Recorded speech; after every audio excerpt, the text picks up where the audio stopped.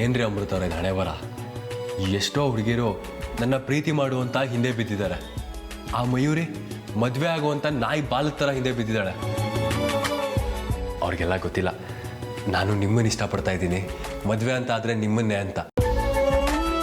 ಆದರೆ ನೀವು ನೋಡಿದ್ರೆ ನನ್ನ ಕಿರುಗಣ್ಣಲ್ಲೂ ನೋಡಲ್ವಲ್ಲ. ರೀ ಅಮೃತ ಅವರೇ, ಯಾಕ್ರಿ ನನ್ನ ಮೇಲೆ ಕೋಪ ಮಾಡ್ಕೊಂಡಿದ್ದೀರಾ? ನಾನು ಏನು ತಪ್ಪು ಮಾಡಿದ್ದೀನಿ? ನಾನು ತಪ್ಪು ಮಾಡಿರೋದು ನಿಜಾನೇ ಆಗಿದ್ರೆ ನೀವೇನೇ ಶಿಕ್ಷೆ ಕೊಟ್ಟರು ಅದನ್ನು ನಗ್ನಗ್ತಾ ಸ್ವೀಕರಿಸ್ತೀನಿ. ಅದು ಬಿಟ್ಟು ಹೀಗೆ ಕಾರಣ ಇಲ್ಲದೆ ತಡೆಗಣಿಸಿದ್ರೆ, ಮಾತಲ್ಲೇ ದಂಡಿಸಿದ್ರೆ ನನ್ನಿಂದ ತಡ್ಕೊ. ಏನಿದು? ಏನು ಮಾಡ್ತಾ ಇದ್ದೀನಿ ನಾನಿಲ್ಲಿ? ನಾನು ಬಂದ ಉದ್ದೇಶ ಏನು? ನಾನು ಮಾಡ್ತಿರೋದಾದ್ರೂ ಏನು? ನಾನು ನನ್ನ ನಾಗಲೋಕದಲ್ಲಿ ನೆಮ್ಮದಿಯಾಗಿದ್ದೆ, ಆದರೆ ಈಗ ಇಲ್ಲಿ ಎಂಥ ಸ್ಥಿತಿ ಬಂದ್ಬಿಡ್ತು ನನಗೆ. ನಾನು ಇಲ್ಲಿಗೆ ಬಂದಿರೋ ಉದ್ದೇಶನೂ ನೆರವೇರ್ತಾ ಇಲ್ಲ. ನನಗೆ ನನ್ನವರು ಅಂತ ಇದ್ದ ಅಪ್ಪ ಅಮ್ಮನೂ ಕಳ್ಕೊಂಡೆ. ಅಮ್ಮನ ದೇಹನ ನನ್ನ ಹತ್ರನೇ ಇಟ್ಕೊಂಡು ನಾಗಮಣಿಯಿಂದ ಮತ್ತೆ ಮರುಜೀವ ಕೊಡಿಸ್ಬೇಕು ಅಂತ ಆಸೆ ಇಟ್ಕೊಂಡಿದ್ದೆ. ಆದರೆ ಈಗ ಅಮ್ಮನ ದೇಹನೂ ಕಳ್ಕೊಂಡೆ. ವಾಸುಕಿ ವಂಶಕ್ಕೆ ಸೇರ್ಬೇಕಾಗಿರೋ ನಾಗಮಣಿ ಎಲ್ಲಿದೆ ಅಂತಾನೂ ಗೊತ್ತಾಗ್ತಾ ಇಲ್ಲ. ಇನ್ನು ಕೆಲವು ದಿನದಲ್ಲಿ ನಾಗಮಣಿ ಎಲ್ಲಿದೆ ಅಂತ ಗೊತ್ತಾಗದೆ ಹೋದ್ರೆ ನಾನು ನಾಗಲೋಕಕ್ಕೆ ಬರಿಗೈಯಲ್ಲಿ ಹೋಗ್ಬೇಕಾಗುತ್ತೇನೋ ಅನ್ನಿಸ್ತಿದೆ. ಈ ಮನೆಯಲ್ಲಿ ವಿಕ್ರಮ್ ಸರೋಜಾ ಅವ್ರ ಜೊತೆ ಇದ್ರೆ ಕ್ಷೇಮವಾಗಿರ್ಬೋದು ಅಂತ ಇಲ್ಲಿಗೆ ಬಂದೆ. ಆದರೆ ಅರ್ಜುನ್ ನನ್ನನ್ನು ಹಿಂಬಾಲಿಸ್ಕೊಂಡು ಇಲ್ಲಿಗೂ ಬಂದಿದ್ದಾರೆ. ನನ್ನನ್ನು ಪ್ರೀತಿ ಮಾಡುವಂತ ಹೇರ್ಸು ಮುರ್ಸು ಮಾಡ್ತಿದ್ದಾರೆ. ಈಗೇನಾದರೂ ಮಾಡಿ ಅವ್ರು ಇಲ್ಲಿಗೆ ಬರೋದನ್ನ ತಪ್ಪಿಸ್ಬೇಕು. ಇಲ್ಲ ನಾನೇ ಅವ್ರ ಕಣ್ಣಿಗೆ ಕಾಣಿಸ್ತಾ ಇರೋ ಹಾಗೆ ಎಲ್ಲಾದರೂ ಹೋಗಬೇಕು. ಎಲ್ಲಿಗ್ರಿ ಹೋಗ್ತೀರಾ ಅಮೃತ ಅವರೇ? ನೀವು ಎಲ್ಲೇ ಹೋದರೂ ನಾನು ನಿಮ್ಮನ್ನ ಹುಡ್ಕೊಂಡು ಬಂದೇ ಬರ್ತೀನಿ. ನಿಮ್ಮ ಉಸಿರಲ್ಲಿ ಏರಿಳಿತ ಆದರೂ ಅದು ನನಗೆ ಗೊತ್ತಾಗುತ್ತೆ. ನಿಮ್ಗಲ್ಲೊಂದು ಚೂರು ನೋವಾದರೆ ಈ ಅರ್ಜುನ್ ಜೀವ ಚಡ್ಪಡಿಸುತ್ತೆ. ಮನೆಯಲ್ಲಿ ಮದುವೆ ಮಾತುಕತೆ ಜೋರಾಗಿ ನಡೀತಾ ಇದೆ. ಆದರೆ ನಾನು ಮದುವೆ ಅಂತ ಆದರೆ ಅದು ನಿಮ್ಮನ್ನೇ ಅಂತ ಡಿಸೈಡ್ ಮಾಡಾಗಿದೆ. ನಿಮ್ಮನ್ನು ಮದುವೆ ಆಗೋದು ನನಗೊಂಥರ ಲೈಫ್ ಆ್ಯಂಡ್ ಡೆತ್ ಕ್ವಶನ್ ಆಗಿದೆ. ಇವತ್ತು ಇದೇ ಅರ್ಜುನ್ ಜಾಗದಲ್ಲಿ ಬೇರೆ ಯಾರಾದರೂ ಇದ್ದಿದ್ರೆ ಇಷ್ಟೊತ್ತಿಗೆ ಶಿವನ್ ಪಾದ ಸೇರ್ಕೋತಾ ಇದ್ರು, ಅವ್ರನ್ನ ಬಲಿ ತಗೋತಾ ಇದ್ದೆ. ಆದರೆ ಅರ್ಜುನ್ನ ಸಾಯಿಸ್ಬೇಕು, ಅವರಿಗೆ ತೊಂದರೆ ಕೊಡಬೇಕು ಅನ್ನೋಷ್ಟರಲ್ಲಿ ನಾನು ಕಷ್ಟದಲ್ಲಿ ಪ್ರಾಣ ಸಂಕಟದಲ್ಲಿ ಒದ್ದಾಡ್ತಾ ಇರುವಾಗ ಅವ್ರು ಮಾಡಿದ ಸಹಾಯ ನೆನಪಾಗತ್ತೆ. ಆಗ ನನಗೆ ಗೊತ್ತಿಲ್ಲದೆ ಇರೋ ಹಾಗೆ ಅವ್ರ ಮೇಲೆ ಕನಿಕರ ಶುರುವಾಗುತ್ತೆ.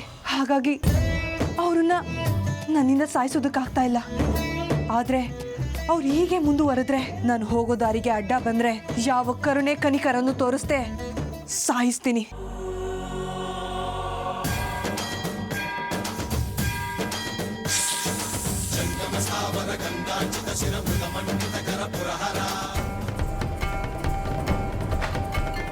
ಏನೇ ಆಗಲಿ ಇವತ್ತು ಮಾತ್ರ ಅವನು ಬಿಡೋದೇ ಇಲ್ಲ.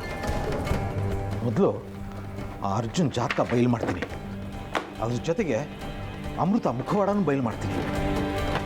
ಆ ಇಬ್ಬರು ಕಳ್ಳರು ಮನೆಯಿಂದ ಓಡಿಸಿದ ಮೇಲೆ ನನ್ನ ನೆಮ್ಮದಿ ಸಿಗೋದು, ಈ ಇಡೀ ಆಸ್ತಿಗೆ ವಾರಿಸ್ದಾರ ಆಗೋದು.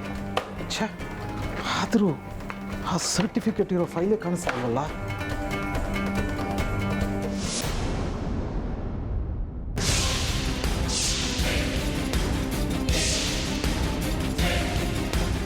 ಚಿಕ್ಕಪ್ಪ, ಏನು ಹುಡುಕ್ತಿದ್ದೀರಾ? ಅದು ಇಷ್ಟೊತ್ತಲ್ಲಿ? ಅದು ವಿಕ್ರಮ್, ಅರ್ಜುನ್ ಸರ್ಟಿಫಿಕೇಟ್ಸ್ ಬೇಕಾಗಿತ್ತು, ಅದನ್ನು ಹುಡುಕ್ತಾ ಇದ್ದೆ. ಅರ್ಜುನ್ ಸರ್ಟಿಫಿಕೇಟ್ ಅದು ಇಲ್ಲಿ ಯಾಕಿರುತ್ತೆ? ಅದು ಅವ್ರ ಮನೇಲಿರುತ್ತೆ. ಅಯ್ಯೋ, ನಾನು ಹುಡುಕ್ತಿರೋದು ಆ ಒರಿಜಿನಲ್ ಸರ್ಟಿಫಿಕೇಟ್ಸ್ ಅಲ್ಲಪ್ಪ. ನಿನ್ನ ಹತ್ರ ಕೆಲಸಕ್ಕೆ ಸೇರಬೇಕಾದ್ರೆ ಕೊಟ್ಟಿದ್ನಲ್ಲ ಆ ಸರ್ಟಿಫಿಕೇಟ್ಸು. ಅದನ್ನು ಇಲ್ಲಿ ಯಾಕೆ ಹುಡುಕ್ತಾ ಇದ್ದೀರಾ ನೀವು? ಅದು ಆಫೀಸಲ್ಲಿದೆ. ಅಲ್ಲ ಮಾವ, ಅರ್ಜುನ್ ಅವ್ರ ಸರ್ಟಿಫಿಕೇಟ್ ನಿಮ್ಗೆ ಯಾಕೆ ಬೇಕು? ಯಾಕೆ ಬೇಕು ಅಂದರೆ, ಈ ಅರ್ಜುನು ಒಬ್ಬ ಫ್ರಾಡ್ ಅಂತ ನನಗೆ ಡೌಟ್ ಬಂದಿದೆ, ಅದಕ್ಕೆ ಚೆಕ್ ಮಾಡಬೇಕು. ಸುಳ್ಗಾರ ಅರ್ಜುನು ಅಸ್ಲಿನೋ ನಕಲಿನೋ ಅಂತ.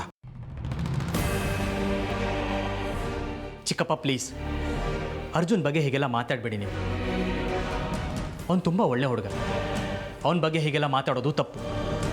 ಹೌದು ಮಾವ, ಅರ್ಜುನ್ ಅವರಿಗೆ ಸುಳ್ಳು ಹೇಳೋದು, ಮೋಸ ಮಾಡೋದು ಇವು ಯಾವ ಗುಣಗಳು ಇಲ್ಲ. ನೀವು ಸುಮ್ಮನೆ ಅವ್ರ ಮೇಲೆ ಅಪವಾದನೆ ಮಾಡೋದು ನಮ್ಗೆ ಯಾಕೋ ಸರಿ ಕಾಣ್ತಿಲ್ಲ. ಅಷ್ಟಕ್ಕೂ ಅರ್ಜುನ್ನ ಫ್ರಾಡ್ ಅನ್ನೋದಕ್ಕೆ ಏನು ಕಾರಣ? ಅವನೇನಂಥ ಫ್ರಾಡ್ ಕೆಲಸ ಮಾಡಿದ ನಿಮಗೆ? ಏನು ಮಾಡಿದಾನ? ತಕ್ಷಕವನದಲ್ಲಿ ಅಮೃತ ನೋಡಿದೆ ಅಂತ ನನ್ನ ಹತ್ರ ಬಂದು ಹೇಳಿ ನಿಮ್ಮ ಹತ್ರ ಆ ರೀತಿ ಹೇಳಲೇ ಇಲ್ಲ ಅಂತ ಸುಳ್ಳು ಹೇಳ್ತಾನೆ.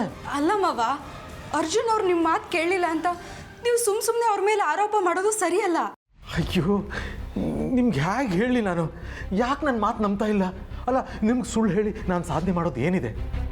ದಯವಿಟ್ಟು ನನ್ನ ಮಾತು ನಂಬಿ. ಅರ್ಜುನ್ ಕ್ಯಾರೆಕ್ಟರ್ ಸರಿ ಇಲ್ಲ. ಅಷ್ಟೇ ಅಲ್ಲ, ಅವನು ಅಮೃತ ಜೊತೆ ಮಾತಾಡೋ ರೀತಿನೂ ಸರಿ ಇಲ್ಲ. ನನಗನ್ಸುತ್ತೆ, ಅನ್ಸೋದೇನೋ ನನಗೆ ಗೊತ್ತು, ಏನೋ ಬಲವಾದ ಕಾರಣ ಇಟ್ಕೊಂಡೆ ಈ ಮನೆಯಲ್ಲಿ ಕೆಲಸಕ್ಕೆ ಸೇರ್ಕೊಂಡಿದ್ದಾನೆ ಅಂತ. ಚಿಕ್ಕಪ್ಪ, ಅರ್ಜುನ್ ಏನು ಅಂತ ನಮಗೆ ಚೆನ್ನಾಗಿ ಗೊತ್ತಿದೆ. ಸುಮ್ಮನೆ ಅವನ ವ್ಯಕ್ತಿತ್ವಕ್ಕೆ ಮಸಿ ಬೆಳೆಯೋ ಪ್ರಯತ್ನ ಮಾಡಬೇಡಿ. ಅವ್ನು ಏನು ಅಂತ ನಮಗೆ ಚೆನ್ನಾಗಿ ಗೊತ್ತಿದೆ. ಅಯ್ಯೋ, ಏನಪ್ಪ ಹೀಗೆ ಮಾತಾಡ್ತಾ ಇದೆಯಾ? ನಾನೇನು ಚಿಕ್ಕಪ್ಪ ಕಣೋ. ಆಮೇಲೆ ಅರ್ಜುನ್ ಮತ್ತೆ ಅಮೃತ. ಚಿಕ್ಕಪ್ಪ ನೋಡಿ, ಒಬ್ಬರ ಬಗ್ಗೆ ಗೊತ್ತಿಲ್ಲದೆ ಅವ್ರನ್ನ ಫ್ರಾಡ್ ಅನ್ನೋದು ತಪ್ಪು. ನಿಮ್ಮ ಮಾತು ಕೇಳಲಿಲ್ಲ ಅಂತ ಅರ್ಜುನ್ ಬಗ್ಗೆನೋ ಅಥವಾ ಅಮೃತ ಬಗ್ಗೆನೋ ಇನ್ಮೇಲೆ ಅನುಮಾನ ಪಟ್ಟರೆ ನಾನು ಸುಮ್ಮನೆ ಇರೋದಿಲ್ಲ. ನನಗೆ ಅದು ಇಷ್ಟ ಆಗಲ್ಲ. ಸರೋಜ, ನಡಿ ಹೋಗೋಣ.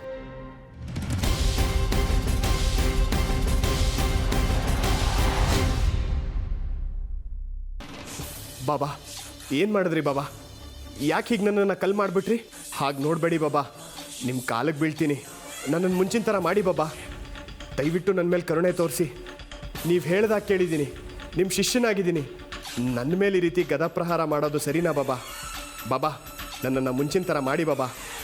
ನನ್ನನ್ನು ಈ ಬಂಧನದಿಂದ ಬಿಡಿಸಿ ಬಾಬಾ, ದಯವಿಟ್ಟು ಬಾಬಾ.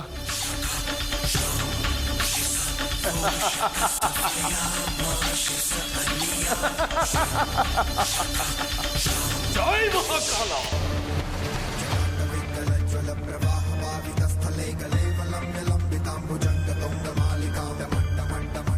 ಇದೇ ಕೊನೆ ಸಲ ನಾನು ನಿನಗೆ ಕರುಣೆ ತೋರಿಸ್ತಾ ಇದ್ದೀನಿ ರುದ್ರ. ಇನ್ನೊಂದ್ಸಲ ನನ್ನ ಎದುರುಗಡೆ ನಿಂತ್ಕೊಂಡು ಅಗೌರವದಿಂದ ಮಾತಾಡಿದ್ದೆ ಆದರೆ ನಿಂತಲ್ಲಿ ಬೂದಿ ಮಾಡಿಬಿಡ್ತೀನಿ. ಆ ಸೃಷ್ಟಿಕರ್ತ ಬ್ರಹ್ಮನೇ ಬಂದರೂ ನಿನ್ನನ್ನು ಬಚಾವ್ ಮಾಡೋದಕ್ಕಾಗಲ್ಲ. ನೆನಪಿರಲಿ. ದಯವಿಟ್ಟು ನನ್ನನ್ನು ಕ್ಷಮಿಸಿ ಬಾಬಾ. ನಾನು ಹಾಗೆ ಮಾತಾಡಿದ ತಪ್ಪೆ, ಅದನ್ನು ನಾನು ಒಪ್ಕೋತೀನಿ. ಆದರೆ ನಾನು ಆ ರೀತಿ ಮಾತಾಡಿದ್ದು ಉದ್ದೇಶಪೂರ್ವಕವಾಗಿಯೇ.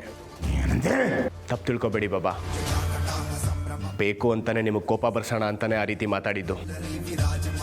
ಇಷ್ಟು ವರ್ಷ ನಿಮ್ಮ ಶಿಷ್ಯನಾಗಿ ನಿಮ್ಮ ಜೊತೆ ಇದ್ದೀನಿ. ಯಾಕೆ ಗೊತ್ತಾ ಬಾಬಾ? ನೀವು ವಿಶೇಷ ಶಕ್ತಿ ಇರೋ ಸಿದ್ಧಿ ಪುರುಷರು ಅನ್ನೋ ಕಾರಣಕ್ಕೆ. ನಿಮ್ಮ ಶಕ್ತಿ ಸಾಮರ್ಥ್ಯ ಏನು ಅಂತ ನನಗೆ ಚೆನ್ನಾಗಿ ಗೊತ್ತು ಬಾಬಾ.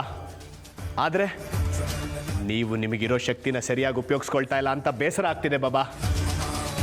ಆ ನಾಗಿಣಿ ಮೇಲೆ ನಿಮ್ಮ ಶಕ್ತಿ ಸಾಮರ್ಥ್ಯನ ಸರಿಯಾಗಿ ಉಪಯೋಗಿಸಿದ್ದಿದ್ರೆ ಇಷ್ಟೊತ್ತಿಗಾಗಲೇ ಅವಳು ನಮ್ಮ ಕೈವಶ ಆಗ್ತಿದ್ಲು, ಇಲ್ಲ ಸತ್ತು ಹೋಗ್ತಿದ್ಲು. ನೀವು ಮನಸ್ಸು ಮಾಡಿದ್ರೆ ಆ ನಾಗಿಣಿ ಯಾವ ಲೆಕ್ಕ ಬಾಬಾ? ಉಗ್ರಲ್ಲಿ ಚಿಗುರನ್ನ ಚೀವಿಟ್ದಾಗೆ ಅವಳು ಪ್ರಾಣ ತೆಗಿಬೋದಾಗಿತ್ತು. ನಿಜ ರುದ್ರ, ನೀನು ಹೇಳಿದಾಗೆ ಕ್ಷಣ ಮಾತ್ರದಲ್ಲಿ ಆ ನಾಗಿಣಿನ ಹೊಸಕಾಕೋ ಶಕ್ತಿ ನನಗಿದೆ. ಆದರೆ ಮರಕ್ಕಿನ್ನ ಮರ ದೊಡ್ಡದು, ಬೆಟ್ಟಕ್ಕಿನ್ನ ಬೆಟ್ಟ ದೊಡ್ಡದು. ನನಗಿನ್ನ ಹೆಚ್ಚು ಶಕ್ತಿವಂತರು ಈ ಭೂಮಿ ಮೇಲಿದ್ದಾರೆ. ಹಾಗೆ ಈ ನಾಗಿಣಿ ಕೂಡ ಇವಳು ಇಚ್ಛಾಧಾರಿ ನಾಗಿಣಿ. ಹಾಗಂತ ನೀನು ಪದೇ ಪದೇ ನನಗೆ ಚುತ್ತವಾಗಿ ಮಾತಾಡಿದರೆ ನನ್ನಿಂದ ಸಹಿಸ್ಕೊಳ್ಳೋದಕ್ಕಾಗಲ್ಲ. ನಾನು ಯಾಕೆ ನಿಮ್ಮ ಬಗ್ಗೆ ಚುಚ್ಚುವಾಗಿ ಮಾತಾಡಲಿ ಬಾಬಾ? ನೀವೇ ಹೀಗೆ ನಿಮಗಿಂತ ನಾಗಿಣಿ ಶಕ್ತಿ ಜಾಸ್ತಿ ಇದೆ ಅಂತ ಹೇಳೋ ಆಗ ನಾನು ಸತ್ತು ಬಿದ್ದಿರೋ ಆ ನಾಗಿಣಿ ದೇಹನ ನೋಡ್ತೀನಿ, ನನ್ನ ಕಣ್ಣಾರ ನೋಡ್ತೀನಿ, ಇವತ್ತೇ ನೋಡ್ತೀನಿ. ಯಾವತ್ತೂ ಈ ಥರ ಕನ್ಸು ಬಿದ್ದಿರಲಿಲ್ಲ. ಇವತ್ತು ಯಾಕೆ ಹೀಗೆ ಬಿತ್ತು? ಅಂದರೆ ನಿಮ್ಗೇನಾದರೂ ತೊಂದರೆ ಆಯಿತಾ? ಇಲ್ಲ ರಾಜಿ, ಗಾಡ್ ಪ್ರಾಮಿಸ್.